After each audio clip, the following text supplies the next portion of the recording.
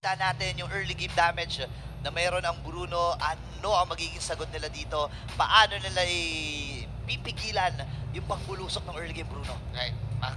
Malalaman natin yan sa laro.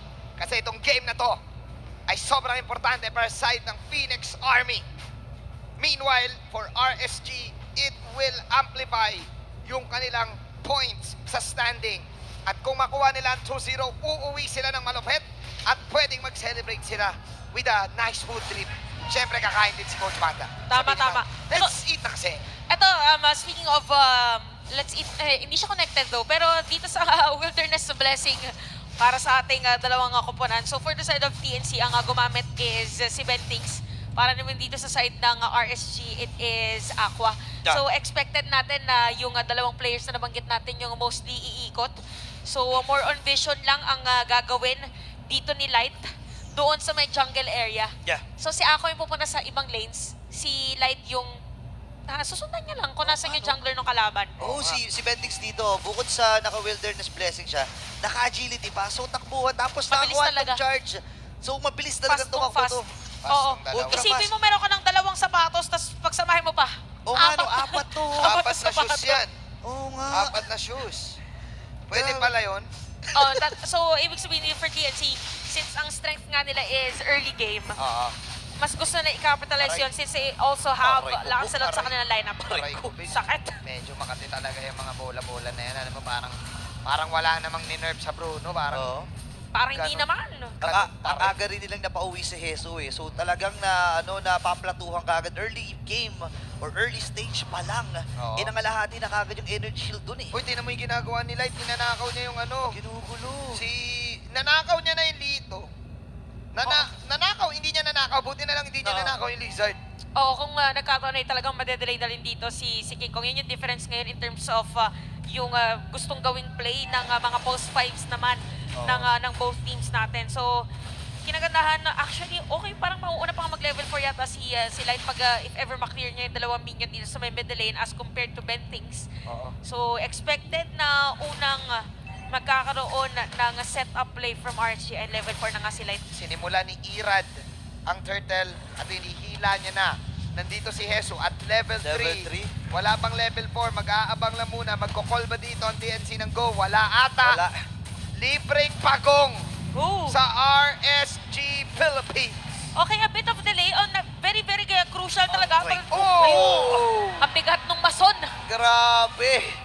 Yun yung epekto nung pagkaka-delay, pagkaka-TP out ni Hesu at dahil sa aggression nila, tinan mo, hindi pa nila tinatantalan dito si Kingo at may mga pag-recall na naman. May pag-recall na naman. Recall TP City na naman. From Hook City to Recall City, makikita natin. But yung para dito sa TNC, level 3 pa rin. Si Bentings para sa laro natin, ini-even yung Valentina, gamit na gamit ang kanyang passive. This is level 5 Valentina as compared to level 4. Parang tagilid ang Vapor. Bukod doon sa levels, ay mauuna din sa item si Eman. Mas nauna na siya with the Ass Claws. Well, yun naman talaga lagi nang inuuna sa isang Bruno. Pero doon ay mas kakati pa yung mga pumaapoy na bola. Yeah, tapos ma-amplify pa yun ng yung naka-fatal din kasi siya na emblem dito. Yup, Pero yup. oo nga, no, hindi siya Cross nakasapatos na. dito. Wala na. Wala nang sapatos. Oo, Wolverine na kagad. Dire-diretso na if ever. Kuha na kagad ng Wolverine. Tsaka parang naging maganda naman kasi dito, since saka Martis sila, ang expected mo na iikot is yung Martis. Ah. So kahit mag-laning na lang muna siya, yun ang kinagandahan pa sa kanya. Tsaka iikot din naman si Light sa kanya. Now for RSG, 1.5k goal lead. Ang kailangan dito ng TNC is to somehow group up or magkaroon ng trade either yung cross sa mirror, cross map na trading. Kailangan makuha yung mga objectives, yung mga Yup. jungle objectives na yun. Babantayan muna ni Light si Eman sa top lane. Pero nandito pa rin si Innocent Cent. Pinapanatan ng bahagya. Meron daming nakuha ang plato ni Eman. Nakakaplato siya rito. Bentix, nandun din naman sa may gilid pero nakakauna eh. Halos sa 20% na lang ang natitira doon sa energy shield sa may top lane. Maglilimang minuto na rin naman eh. Di ba? Alam natin pag nag 5 minutes, wala na kagad. Sarado Oo. na, wala na kagad mga energy shield. Ngayon, turtle ay available na rin. Kailangan dito makuha ng TNC yung turtle para hindi ulit makaangat ang Okay. kanilang Uy! Meanwhile, Nakabawi dito ni Minowan's Fury. Okay, nagamit na rin ni Light. sabi lang ni Bentings dito, hindi yan si Kyrie. Saglit lang, Manjin takbo rito, Chantel ha. Kanina nyo pa sinasabi si Eman, kami muna ni Innocent ang bibida. Kaya naman nakapwesto na sila ngayon. By the way, King Kong, Uy, lalapit nga ba? Doon si Bendix. Retry at magwawagi dito si Irad. Ngayon, takbuhan muna ako muna ng TNC. Paatras, nagamit na yung Netherrealm. Yung Dragon as well. Naiwan. Ngayon, si Goyo ay tatawid doon sa may malaking bato. Makakataka siya. TP si Bendix. Nuts dito. Hindi talaga tumitigil sa paghampas. Grabe. Ng kanyang ano ba tawag dyan? Martilyo. Grabe, the box out is real para sa side ng RSGPH. Si Nats, dalawa yung sinone. Meanwhile, sinone din ng mga iba pang kupunan ng RSG. Yung purple Oh.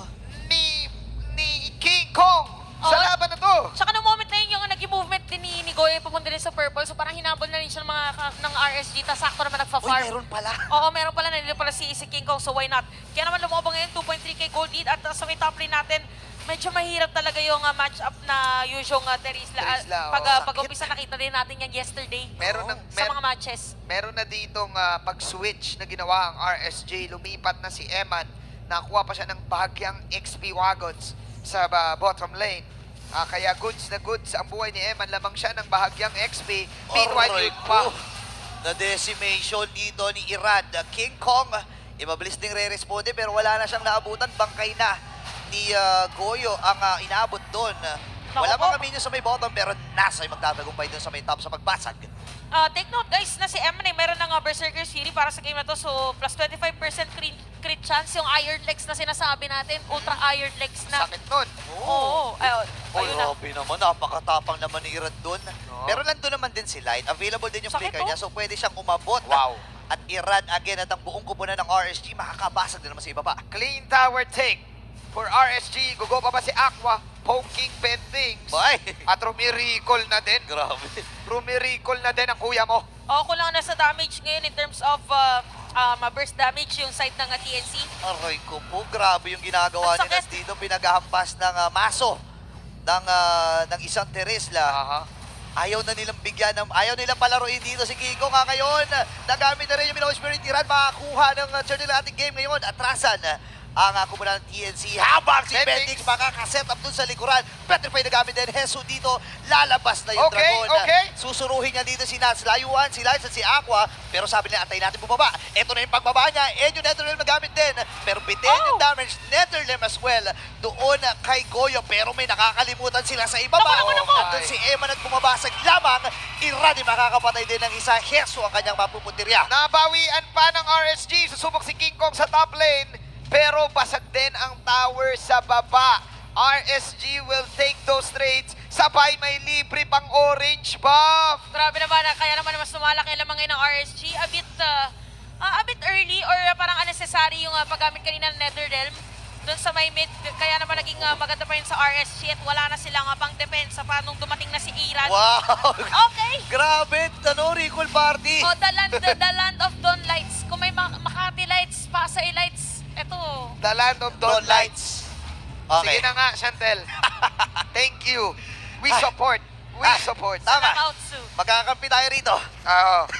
Pero kapansin-pansin sa atin, humahabol na rin naman itong si Innocent. Haskell, naka-Berserker's Fury na rin. At least kahit papano, 900 lang ang lamang dito. Napamat pa ako bigla. 900 lang ang gold lead. Oo, pero yung pangka-gangster ay ating nang nakikita sa RSG. And they're a team that they know how to punish. They know kung kailan yung lead nila. Isipin mo, 1-3 lang ang scoreline na to, pero parang ang laki ng nakikita nating kalamangan talaga ng RSG, which is 5.6k Laki. plus yung control sa mapa. Oo, control talaga sa mapa kasi Oo. umpisa pa lang para nahihirapan na si King Kong. Lagi nandun si... Oh my Ay, God! grabe, bumawi din. Nakipagsabayan sa tatlo. May Nats, passive. napakakunat lamang Ayun na talaga. si Pero Goyo. nandito na pala, Task Force RSG. Papasok na dito si Aqua. Dragon yung nagamit na dito ni Hesu. Andun din si Eman sa may bandang likod. Nag-aantay lang sila na bumaba itong Dragon. Pero orange buff ang magiging punteriya ng kanilang kupunan. Oh my, so many resources wasted for DNC Pro Team just to get Nats. And Nats, napakakunat ni Nats Oo. doon sa bottom side. Kulang din talaga Maku. sa damage pa. Kulang pa sa damage dito ang TNC para sa atin laban dito. Ay! Ay! Bibigyan na nila dito si Bendig. Nakita na rin. Oh. Itong si King Kong, pop yung emo. Layo muna si Bentix, pero Wow. so inabutan pa rin itong si Bentix. Kiko ay lalayo na rin, Nakapitan isusuko pa. na yung unang lord ng ating game, pero hindi susuko dito si Jesu. Lalaban sana siya, pero nandun na naman yung recall mula sa RSG. Kasabay ng pag-recall ay kasabay din ang pagtunog ng tampol ng RSG Philippines dahil alam nila na gusto nilang makuha itong 3-0 series na ito. Ito na ang movement sa TNC. Can they make a comeback? Can the Phoenix Army do this? To answer your question, Mas Jean, actually for TNC, kung pag makakuha sila ng 2 kills, yes, pwede pa silang makapag-push ng mga turret. Although ang kulang kasi sa kanila dito is pang-clear na minion wave just in case. At magiging bait nila dito si King Kong, pero parang crucial kapag ka si King Kong yung pauunahin mo. But we'll see, bottom lane na mag-march in yung Lord. Uy, andito may conceal na ginawa dito si Bentix. Dragon. Yung Dragon ay naroon na rin. Lord sa may bandang ibaba. Mapipigilan nga ba nila ang pagbasag dito? Hindi. Magiging successful dito ang RSG. At aantayin nila yung mga minions doon sa may bandang gitna. Habang si King Kong nasa itaas, pinoblow lamang niya ng maigi. TNC ay kakapit. Andito na Task Iikot na to Force si Bentix. RSG. TP party para sa kanilang upuhan. At 11 magiging minutes. successful ang pagbasag nito. 11 minutes, ladies and gentlemen. 11 minutes of this game. Okay. RSG has been leading, owning. Naku po yung position ni Bentix, if ever meron Oh, naman Ay! doon. Yung flagrant penalty zone, makakatalo dito si Innocent. Ngayon, i-ready na natin ang ating mga cellphone. At si Bentix, RSG Bentix. ngayon ay magbe-base lock na. Wala silang mga minions. Dalawa ang babagsak para sa TNC.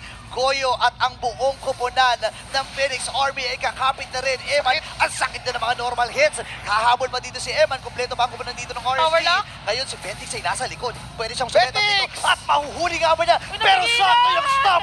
Napigilan niya yung setup ni Bentix. At si Kiko ay kumakabit pa rin, pero wala ka nakakabitan, boy. At makakagat din. At ang kupunan ng RSG ay makakakumpleto ng wipeout, pero wala silang mga minions. Boss ang minions. Half health. RSG, nagsumi ng camera. Pwede Pero ba yung yung Dragon, Oh go pa! no, andito na yung Dragon. At si Irad, isa lang ang target. Kundi ang kunin ang seri na ito. This winning moment is brought to you by our official sponsor, FWD Life Insurance. Celebrate victories as RSG